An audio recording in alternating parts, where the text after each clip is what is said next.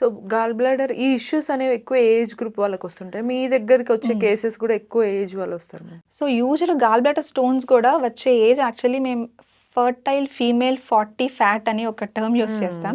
అంటే యూజువల్గా అంటే ఆడవాళ్ళు ఎవరైతే 40 ఇయర్స్ ఆ ఏజ్ లైక్ 30 టు 45 ఆ ఏజ్ గ్రూప్లో ఎవరైతే ఒబీజ్ ఉంటారో వాళ్ళకి చాలా వచ్చే ఛాన్సెస్ ఎక్కువ ఉంటాయి. సో వెయిట్ లాస్ అనేది ఇది కూడా ఒకటి. ఎందుకంటే వెయిట్ గెయిన్ అయ్యి ఒబీజ్ ఉన్న వాళ్ళకి గాల్ స్టోన్స్ వచ్చే చాలా ఇన్సిడెన్స్ చాలా ఎక్కువ ఉంటుంది. మనం ఫస్ట్ అనుకున్నట్టు ఈ పిల్స్ వాడటము మెయిన్ గా ఫీమేల్ కి హార్మోన్ చేంజెస్ వల్ల యూజువల్ గానే ఫీమేల్స్ కి గాల్ స్టోన్స్ వచ్చే పాసిబిలిటీ ఛాన్సెస్ ఎక్కువ ఉంటాయి. ఎందుకంటే మన హార్మోన్స్ వల్ల. సో మళ్ళీ అందులో పిల్స్ వాడడం, ఈవెన్ ప్రెగ్నెన్సీ కూడా ఒక ఇన్సిడెంట్. అది ప్రెగ్నెన్సీలో కూడా గాల్ స్టోన్స్ వచ్చే ఛాన్సెస్ ఎక్కువ ఉంటాయి. సో చాలా మందిని చూస్తూ ఉంటాం ప్రెగ్నెన్సీ. యూజువల్గా ఏంటంటే ఇన్ఫెక్షన్ రానంత వరకు పర్వాలేదు, బట్ ఇన్ఫెక్షన్ వచ్చిందంటే అది మళ్ళీ చాలా ప్రాబ్లం అవుతుంది. ఒక పక్క బేబీ డెలివరీ, ఇంకో పక్క ఇది. సో యాంటీబయాటిక్స్ ఎక్కువ యూజ్ చేయలేం.